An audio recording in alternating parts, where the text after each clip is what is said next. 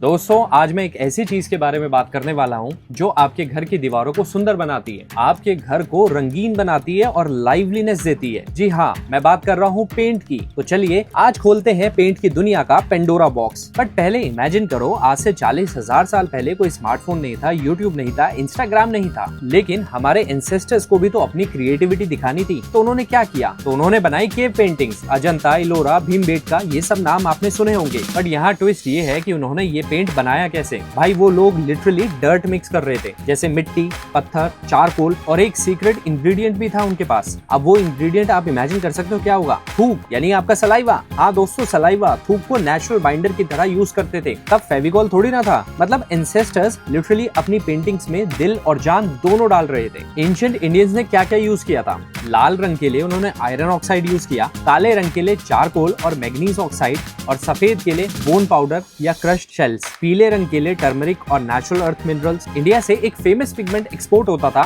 जिसका नाम था इंडियन येलो। ये पिगमेंट इतना वाइब्रेंट, इतना ल्यूमिनस था कि यूरोपियन पेंटर्स पागल हो जाते थे इसके लिए। लेकिन इसका सोर्स था क्या?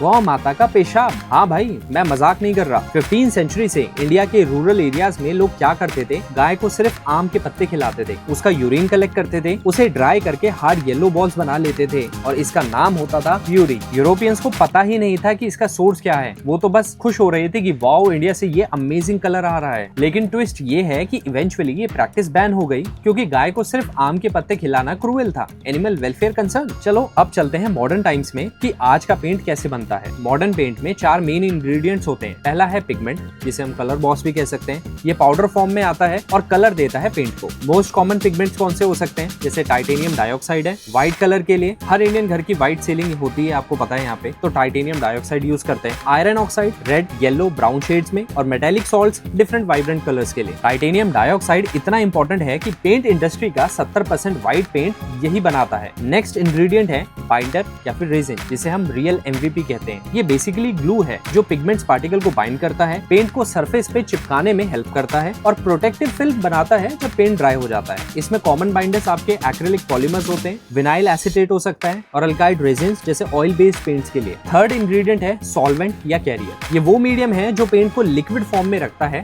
ताकि आप ब्रश से लगा सको। अब उसमें भी 2 तरीके के हैं, जैसे वाटर बेस्ड पेंट्स जो पानी यूज करते हैं, इको फ्रेंडली है, स्मेल नहीं आती, और नेक्स्ट है ऑयल बेस्ड पेंट्स जो पेट्रोलियम सॉल्वेंट्स यूज करते हैं, जिनकी स्ट्रॉन्ग स्मेल होती है और ज्यादा ड्यूरेबल भी होते हैं। फोर्थ इंग्रेडिएंट होता है इसमें additives. This is called the masala mix. ये वो सीक्रेट इंग्रेडिएंट्स हैं जो पेंट को स्पेशल बनाते हैं, जैसे थिकनिंग एजेंट्स पेंट को राइट कंसिस्टेंसी देते हैं, ना ज्यादा पतला ना ज्यादा थिक। नेक्स्ट इज सर्फेक्टेंट्स जो पेंट को सेपरेट होने से रोकते हैं। जैसे अगर कर्ड आपने देखी हो तो उसमें कभी कभार पानी अलग हो जाता है, तो ये उसी चीज को रोकते हैं। नेक्स्ट इज बायोसाइड्स, ये फंगस और बैक्टीरिया से प्रोटेक्शन देते हैं। और फिर आते हैं एंटी सेटलिंग एजेंट्स। ये पेंट का जो कैन होता है उसके बॉटम में पिगमेंट सेटल ना हो, ये उसको प्रोटेक्ट करते हैं। थोड़ा सा पेंट बनाने का जो प्रोसेस होता है फैक्ट्री में वो भी समझते हैं। पहला होता है प्री मिक्सिंग, जिसे हम डेटिंग फेज कह सकते हैं। सबसे पहले पिगमेंट पाउडर को रेजिन के साथ मिक्स करते हैं, इसको कहते हैं वेटिंग। नेक्स्ट आता है डिस्पर्जन। पिगमेंट्स नेचुरली क्लम्प करते हैं, मतलब एक दूसरे से चिपक जाते हैं, लाइक टॉक्सिक रिलेशनशिप। तो फैक्ट्री में जायंट ग्राइंडिंग मशीन्स होते हैं। थिंक ऑफ इट लाइक अ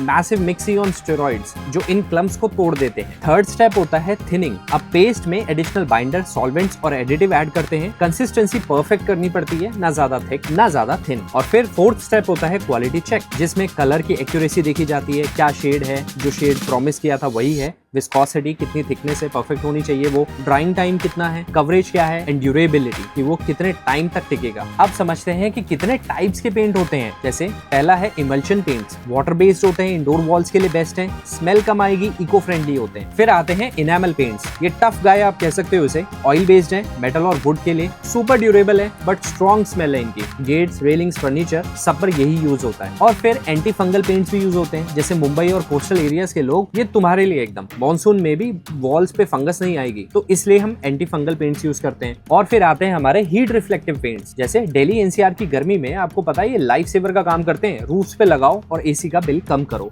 और अब 2 सेल्फ क्लीनिंग पेंट्स भी आ रहे हैं। हाँ भाई, नैनो टेक्नोलॉजी यूज करके पेंट बना रहे हैं जो खुद क्लीन हो जाते हैं। रेन में या पानी से वो ऑटोमेटिकली डर्ट हटा देते हैं। फिर अब तो ऐसे भी पेंट्स आ रहे हैं जो एयर को प्योरीफाई कर रहे हैं, जिसे हम कह रहे हैं एयर प्योरीफाइंग पेंट्स। इसमें स्पेशल कंपाउंड्स होते हैं जो पॉल्यूटेंट्स को एब्जॉर्ब कर लेते हैं। और मेरा मानना तो ये है कि दिल्ली के हर घर में ये पेंट्स लगने चाहिए। और कोविड के बाद से तो बहुत तरीके के एंटीवायरल और एंटीबैक्टीरियल पेंट्स भी आ गए हैं जो हॉस्पिटल क्लिनिक्स में ऑलरेडी यूज हो रहे हैं। कुछ ऐसे स्मार्ट पेंट्स भी बन रहे हैं जिन पे अभी रिसर्च चल रही है, जो टेम्परेचर सेंस कर सकते हैं, कलर चेंज कर सकते हैं बेस्ड ऑन मूड और टेम्परेचर, और इवन वाईफाई सिग्नल को भी कंडक्ट कर सकते हैं। मतलब आपकी दीवारें आपसे बात कर सकेंगी, ब्लूटूथ को कनेक्ट कर सकेंगी, वाईफाई सिग्नल को ट्रांसमिट कर सकेंगी। तो दोस्तों, आज हमने देखा एंशिएंट टाइम से लेके मॉडर्न फैक्ट्री तक की पेंट की जर्नी, गौ माता के पेशाब से लेके टाइटेनियम डाइऑक्साइड तक का सफर।